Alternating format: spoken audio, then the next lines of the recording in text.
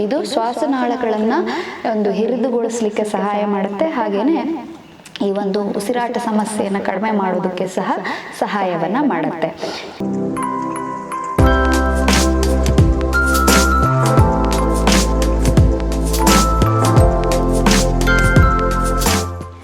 ಎಲ್ಲರಿಗೂ ನಮಸ್ಕಾರ. ನಾನು doctor Chaitra Pandit, natural medicines ಹಾಗೂ lifestyle consultant, Samanvita Chikitsalaya, Honnavar. Doctor Chaitra Pandit official YouTube ಚಾನಲ್ಗೆ ನಿಮಗೆಲ್ಲರಿಗೂ ಸ್ವಾಗತ. ಸರ್ವೇ ಸಾಮಾನ್ಯವಾಗಿ ಕಂಡುಬರುವಂತಹ ಎಲ್ಲ ಕಾಯಿಲೆಗಳಲ್ಲಿ, ಅದರಲ್ಲೂ ಇತ್ತೀಚೆಗೆ ಈಗ ಚಳಿಗಾಲ ನಡೀತಾ ಇರೋದ್ರಿಂದ ಅತ್ಯಂತ ಉಲ್ಬಣಗೊಳ್ಳುವಂತಹ ಒಂದು ಕಾಯಿಲೆ ಅಂತಂದರೆ ಅದು ಅಸ್ತಮಾ. ಅಸ್ತಮಾ ಹೇಳುವಂಥದ್ದು ದೀರ್ಘಕಾಲೀನ ಶ್ವಾಸಕೋಶದ ಒಂದು ಕಾಯಿಲೆಯಾಗಿದ್ದು, ಇದು ಆ ಶ್ವಾಸನಾಳಗಳ ಒಳಗಡೆ ಆಗುವಂತಹ ಊತ, ಹಾಗೆಯೇ ಶ್ವಾಸನಾಳಗಳು ಕಿರಿದಾಗುವಿಕೆಯಿಂದಾಗಿ ಶ್ವಾಸಕೋಶಕ್ಕೆ ಹಾಗೂ ಉಸಿರಾಟ ಸಂಬಂಧಿ ಸಮಸ್ಯೆಗಳನ್ನು ಇದು ಉಂಟು ಮಾಡಿಬಿಡುತ್ತೆ. ಇದರಿಂದಾಗಿ ಉಸಿರಾಟಕ್ಕೆ ಬಹಳ ಒಂದು ಸಮಸ್ಯೆ ಆಗುವಂತಹ ಸಂದರ್ಭಗಳು ಕೂಡ ಬಂದ್ಬಿಡುತ್ತೆ. ಏನಪ್ಪ ಅಂತಂದರೆ ಇದರಲ್ಲಿ ನೋಡಿ, ಅತಿಯಾದ ಕೆಮ್ಮಿರಬಹುದು, ಅಥವಾ ಒಂದು ಪೋಲನ್ನು, ಪೆಟ್ಸು, ಜ್ವರ, ಥಂಡಿ, ಕೆಮ್ಮು, ಈ ಥರದ ಒಂದು ಇನ್ಫೆಕ್ಷನ್ಸ್ಗಳಿರಬಹುದು, ಅಥವಾ ಧೂಳಿಗೆ ಹೋಗಿದ್ದಿರಬಹುದು. ಈ ಥರದ್ದೆಲ್ಲ ಒಂದು ಪ್ರಚೋದಕಗಳೇನಿದೆಯಲ್ಲ, ಇವೇ ಕಾರಣಗಳಾಗಿ ಈ ಒಂದು ಸಂದರ್ಭವನ್ನು ಅಥವಾ ಈ ಒಂದು ಸಮಸ್ಯೆಯನ್ನು ಉಂಟು ಮಾಡಿಬಿಡ್ತವೆ. ಹಾಗೆಯೇ ಇಮ್ಯುನಿಟಿ ತುಂಬ ಕಡಿಮೆ ಇರೋದು ಸಹ ಇದಕ್ಕೊಂದು ಮುಖ್ಯ ಕಾರಣವಾಗಿ ಪರಿಣಮಿಸುತ್ತೆ. ಜೊತೆಗೆ ಇದರಲ್ಲಿ ಏನಪ್ಪ ಅಂತಂದರೆ ನೋಡಿ, ತುಂಬ ಕೆಮ್ಮಿರುತ್ತೆ, ಅಥವಾ ಎದೆ ಉರಿ, ಒಂಥರ ಎದೆ ನೋವು, ಎದೆ ಎಲ್ಲ ಬಿಗ್ದಂಗೆ ಕಟ್ಟದಂಗೆ ಆಗಿಬಿಡೋವಂಥದ್ದು, ಉಸಿರಾಟಕ್ಕೆ ಸಾಧ್ಯವಾಗದೇ ಇರೋವಂಥದ್ದು, ಉಸಿರು ಗಟ್ಟದಂಗೆ ಆಗುವಂಥದ್ದು, ಹಾಗೆಯೇ ಉಸಿರು ಬಿಡುವಾಗ ಒಂಥರ ಗೂರಲು ಅಂತ ಹೇಳ್ತೀವಿ, ಶಿಳ್ಳೆ ಹೊಡೆದಂಗೆ ಸೌಂಡ್ ಬರ್ತಾ ಇರುತ್ತೆ, ಅದನ್ನು ವೀಸಿಂಗ್ ಅಂತ ಕೂಡ ನಾವು ಕರಿತೀವಿ. ಸೊ ಇದು ಈ ಥರದ ಏನಾದರೂ ಸಮಸ್ಯೆಗಳು ನಿಮ್ಮಲ್ಲಿ ಕಾಣ್ತಾ ಇದೆ ಅಂತಂದರೆ ಇದನ್ನು ನೀವು ಅಸ್ತಮಾ ಅಂತ ಹೇಳಿ ಕನ್ಸಿಡರ್ ಮಾಡಬೇಕು. ಈ ಅಸ್ತಮಾ ಸಮಸ್ಯೆಯನ್ನು ಇದು ದೀರ್ಘಕಾಲೀನವಾದಂತಹ ಕಾಯಿಲೆ ಆಗಿರೋದ್ರಿಂದ, ಹಾಗೆಯೇ ಸ್ಟ್ರೆಸ್ ಕೂಡ ಇದಕ್ಕೆ ಒಂದು ಮುಖ್ಯ ಕಾರಣವಾಗಿ ಪರಿಣಮಿಸುತ್ತೆ. ಯಾರಿಗೆ ತುಂಬ ಸ್ಟ್ರೆಸ್ ಇರುತ್ತೋ ಅಂಥವರಲ್ಲೂ ಕೂಡ ಈ ಒಂದು ಅಸ್ತಮಾ ಸಮಸ್ಯೆ ಉಲ್ಬಣಗೊಳ್ಳುತ್ತೆ. ಹಾಗೆಯೇ ವಾತಾವರಣದ ಬದಲಾವಣೆ, ಈಗ ಚಳಿಗಾಲ ಇರೋದ್ರಿಂದ ಸರ್ವೇ ಸಾಮಾನ್ಯವಾಗಿ ಇಂತಹ ಒಂದು ಸಮಸ್ಯೆ ಉಲ್ಬಣಗೊಳ್ಳುತ್ತೆ.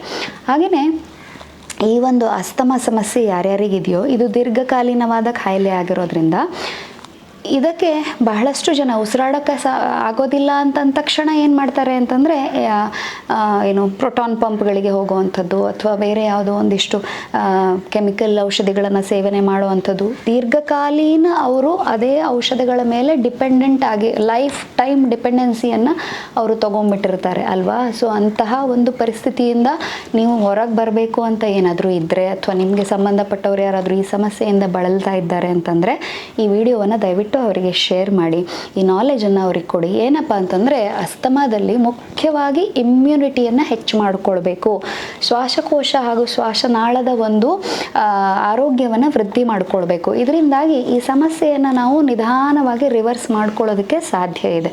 So first and foremost important natural ವಿಧಾನದಲ್ಲಿ ಏನು ಮಾಡ್ಬೋದಪ್ಪ ಇದಕ್ಕೆ ಅಂತಂದರೆ ಬಿಸಿ ನೀರಿನ ಪಾದ ಸ್ನಾನ ಅಂತ ಹೇಳ್ತೀವಿ. ನೀವು ಒಂದು ಬಕೆಟಿಗೆ ಬಿಸಿಯಾದ ನೀರನ್ನು ಹಾಕೊಂಡ್ಬಿಟ್ಟು ತಡ್ಕೊಳ್ಳೋವಷ್ಟು, ಸುಟ್ಟೋಗುವಷ್ಟು ಬಿಸಿ ಅಲ್ಲ, ಎಷ್ಟನ್ನ ನೀವು ತಡ್ಕೊಳ್ಬೋದೋ ಅಷ್ಟು ಬಿಸಿ ನೀರನ್ನು ಒಂದು ಬಕೆಟಲ್ಲಿ ಇಟ್ಕೊಂಡ್ಬಿಟ್ಟು ಅದಕ್ಕೆ 2 ಕಾಲನ್ನು ಅದ್ದಿಟ್ಕೊಂಡು ರಾತ್ರಿ ಮಲಗೋದಕ್ಕಿಂತ ಒಂದು ಅರ್ಧ ಗಂಟೆ ಮುಂಚೆ ಈ ಚಿಕಿತ್ಸೆಯನ್ನು ಮಾಡಿಕೊಳ್ಬೇಕು. 15ರಿಂದ 20 ನಿಮಿಷ ಈ ಬಿಸಿ ನೀರಿನ ಪಾದ ಸ್ನಾನವನ್ನು ಮಾಡಿಕೊಳ್ಳೋದ್ರಿಂದ ಇದು ಶ್ವಾಸನಾಳಗಳನ್ನು ಒಂದು ಹಿರಿದುಗೊಳಿಸಲಿಕ್ಕೆ ಸಹಾಯ ಮಾಡುತ್ತೆ. ಹಾಗೆಯೇ ಈ ಒಂದು ಉಸಿರಾಟ ಸಮಸ್ಯೆಯನ್ನು ಕಡಿಮೆ ಮಾಡೋದಕ್ಕೆ ಸಹ ಸಹಾಯವನ್ನು ಮಾಡುತ್ತೆ.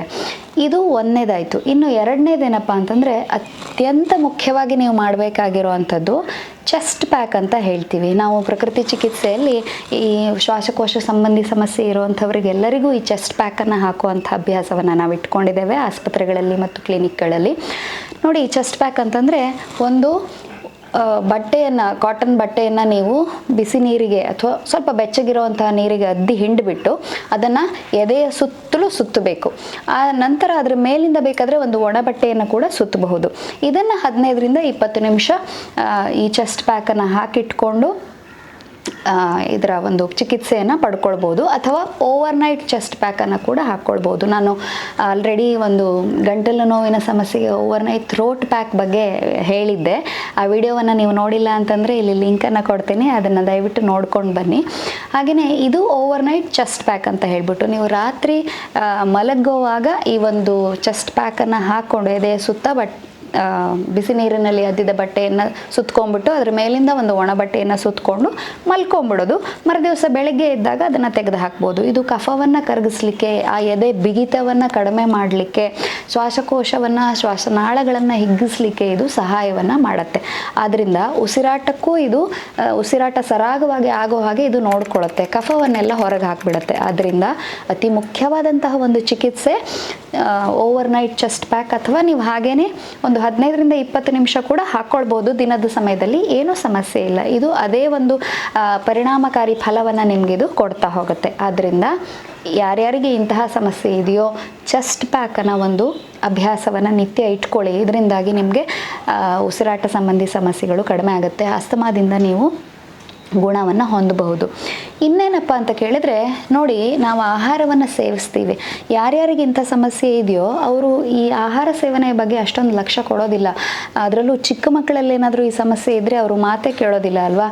ಹೋಗಿ ಕೋಲ್ಡ್ ಕುಡಿದ್ಬಿಡೋದು, ಐಸ್ ಕ್ರೀಮ್ ತಿಂದ್ಬಿಡೋದು, ಇಂಥದ್ದನ್ನೆಲ್ಲ ಮಾಡ್ತಾರೆ. ಆದರೆ ಯಾವಾಗಲೂ ಈ ಅಸ್ತಮಾ ಸಂಬಂಧ ಸಮಸ್ಯೆ ಇರುವಂತಹ ವ್ಯಕ್ತಿಗಳು ಏನು ಮಾಡಬೇಕಪ್ಪ ಅಂತಂದರೆ, ನೆನಪಿಡಬೇಕು, ಯಾವಾಗಲೂ ಬಿಸಿಯಾಗಿರುವಂತಹ ಆಹಾರ ಪದಾರ್ಥವನ್ನೇ ಸೇವಿಸಬೇಕು. ನೀವು ನೀರು ಕುಡಿಯೋದಿದ್ರು ಬಿಸಿ ಕುಡಿಬೇಕು, ಆಹಾರ ಸೇವನೆ ಮಾಡೋದಿದ್ರು ಬಿಸಿಯಾಗೇ ಮಾಡಬೇಕು, ತಿಂಡಿ ತಿನ್ನೋದಿದ್ರು ಬಿಸಿಯಾಗೇ ಮಾಡಬೇಕು. ತಣ್ಣದಿರುವಂಥದ್ದನ್ನು ಮುಟ್ಟಬೇಡಿ.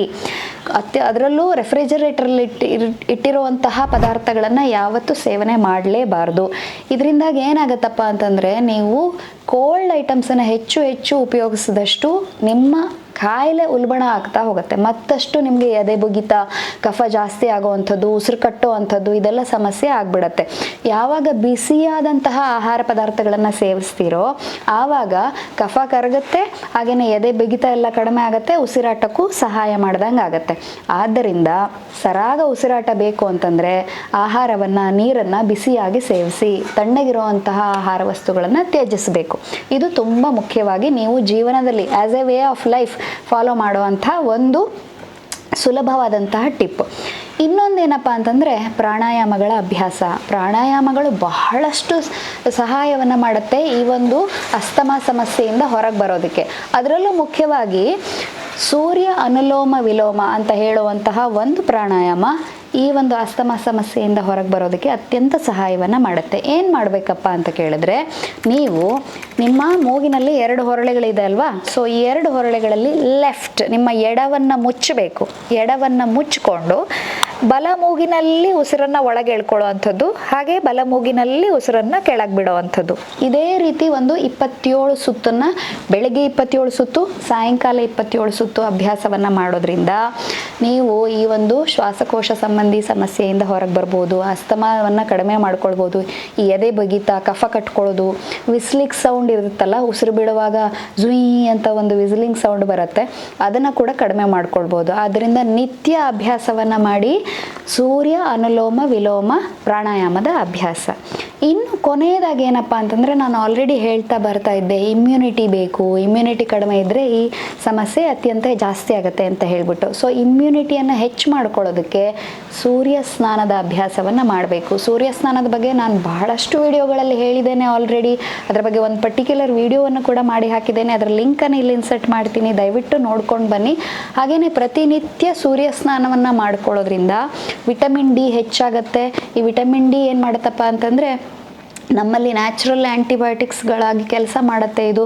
ಹಾಗೆಯೇ ನಮ್ಮ ಇಮ್ಯುನಿಟಿ ಪವರನ್ನು, ರೋಗ ನಿರೋಧಕ ಶಕ್ತಿಯನ್ನು ಹೆಚ್ಚು ಮಾಡುತ್ತೆ. ಅದರಿಂದಾಗಿ ಇನ್ಫೆಕ್ಷನ್ಸ್ಗಳು ಆಗುವಂತಹ ಒಂದು ಸಂದರ್ಭವನ್ನು ಇದು ತಗ್ಗಿಸುತ್ತೆ. ಆದ್ದರಿಂದ ವಿಟಮಿನ್ ಡಿಯನ್ನು ಹೆಚ್ಚು ಮಾಡ್ಕೊಳ್ಬೇಕು. ನೀವು ಸೂರ್ಯ ಸ್ನಾನವನ್ನು ಮಾಡ್ಬೋದು, ಅದ್ರ ಜೊತೆಗೆ ಸಪ್ಲಿಮೆಂಟೇಷನ್ ಕೂಡ ಮಾಡ್ಕೊಳ್ಬೋದು. ಈ ಸಪ್ಲಿಮೆಂಟೇಷನ್ ಏನಾದರೂ ಬೇಕು ಅಂತಂದರೆ ಕೆಳಗಡೆ ಬರ್ತಾ ಇರುವಂತಹ ನಂಬರಿಗೆ ಕಾಂಟ್ಯಾಕ್ಟನ್ನು ಮಾಡಿ ನೀವು ಈ ಸಪ್ಲಿಮೆಂಟ್ಗಳನ್ನು, ವಿಟಮಿನ್ ಡಿಯನ್ನು ನಿಮ್ಮ ಮನೆ ಬಾಗಿಲಿಗೆ ತರಿಸ್ಕೊಳ್ಬೋದು. ಅದರಿಂದ ಅದರಿಂದ ನಿಮ್ಮ ಇಮ್ಯುನಿಟಿಯನ್ನು ಇನ್ನಷ್ಟು ಹೆಚ್ಚು ಮಾಡ್ಕೊಳ್ಬೋದು. ಕೆಲವೊಂದು ಸಲ ವಿಟಮಿನ್ ಡಿ ತುಂಬ ಲೋ ಇರುತ್ತೆ, ಆವಾಗ ಬರೀ ಸೂರ್ಯ ಸ್ನಾನ ಸಹಾಯವನ್ನು ಮಾಡೋದಿಲ್ಲ, ಆದ್ದರಿಂದ ವಿಟಮಿನ್ ಡಿ ಸಪ್ಲಿಮೆಂಟೇಷನ್ಗೆ ಹೋಗಬೇಕಾಗತ್ತೆ. ಅದರಿಂದಾಗಿ ಇಂತಹ ಒಂದು ಸ್ಟೆಪ್ಸ್ಗಳನ್ನು ಫಾಲೋ ಮಾಡೋದ್ರಿಂದ ನೀವು ಏನು ಮಾಡ್ಬೋದಪ್ಪ ಅಂತಂದರೆ ಈ ಅಸ್ತಮಾ ಸಮಸ್ಯೆಯಿಂದ, ಎದೆ ಬಿಗಿಯೋದ್ರಿಂದ, ಎದೆ ಕಟ್ಕೊಳ್ಳೋದ್ರಿಂದ, ಉಸಿರಾಟಕ್ಕೆ ಸಮಸ್ಯೆ ಆಗುವಂಥ ಸಂದರ್ಭದಿಂದ, ಅಥವಾ ರಾತ್ರಿ ನಿದ್ರೆನೇ ಬರೋದಿಲ್ಲ, ಉಸಿರು ತೆಗಿಲಿಕ್ಕೆ ಆಗ್ತಾ ಇಲ್ಲ ಅಂತ ಹೇಳುವಂತಹ ಸಂದರ್ಭದಿಂದ ಕೂಡ ಹೊರಗೆ ಬರ್ಬೋದು. ಇದನ್ನು ಆರಾಮಾಗಿ ನಿವಾರಿಸ್ಕೊಳ್ಬಹುದಾಗಿದೆ. ಆದ್ದರಿಂದ ಇಂತಹ ಎಲ್ಲ ನ್ಯಾಚುರಲ್ ಟಿಪ್ಸನ್ನು ಫಾಲೋ ಮಾಡಿ, ಇದನ್ನು ಒಂದು ವೇ ಆಫ್ ಲೈಫ್ ಆಗಿ ಮಾಡ್ಕೊಳ್ಳಿ. ಇದರಿಂದಾಗಿ ನೀವು ಹೆಚ್ಚು ಹೆಚ್ಚು ಮೆಡಿಸಿನ್ಗಳ ಮೇಲೆ ಡಿಪೆಂಡ್ ಆಗೋದನ್ನು ತಪ್ಪಿಸಿ ಒಂದು ನ್ಯಾಚುರಲ್ ವಿಧಾನದಲ್ಲಿ ಜೀವನವನ್ನು ನಿರ್ವಹಿಸೋಕ್ಕೆ ಸಾಧ್ಯ ಆಗುತ್ತೆ. ಆದ್ದರಿಂದ ಈ ಎಲ್ಲ ಟಿಪ್ಸ್ಗಳನ್ನು ಫಾಲೋ ಮಾಡಿ, ಯಾರಿಗಾದರೂ ಅಗತ್ಯ ಇದ್ದವರಿಗೆ ಈ ನಾಲೆಜನ್ನು ಹಂಚಿ, ಶೇರ್ ಮಾಡ್ಕೊಳ್ಳಿ. ಅವರು ಇದರಿಂದ ಈ ಒಂದು ಅತ್ಯಂತ ಭೀಕರವಾದಂತಹ ಸಮಸ್ಯೆಯಿಂದ ಹೊರಗೆ ಬರೋ ಹಾಗೆ ಅವರಿಗೂ ನೀವು ಸಹಾಯ ಮಾಡ್ದಂಗೆ ಆಗುತ್ತೆ ಅಲ್ವಾ? ಸೊ ಆದ್ದರಿಂದ ಈ ಎಲ್ಲ ಟಿಪ್ಸ್ಗಳನ್ನು ಫಾಲೋ ಮಾಡಿ. ಇಂಥದ್ದೇ ಹೆಚ್ಚಿನ ಮಾಹಿತಿಯುಕ್ತ ವಿಡಿಯೋಗಳೊಂದಿಗೆ ಮುಂದಿನ ಸಂಚಿಕೆಯಲ್ಲಿ ನಿಮ್ಮನ್ನು ಭೇಟಿ ಆಗ್ತೇನೆ. ಅಲ್ಲಿವರೆಗೆ ನಮಸ್ಕಾರ.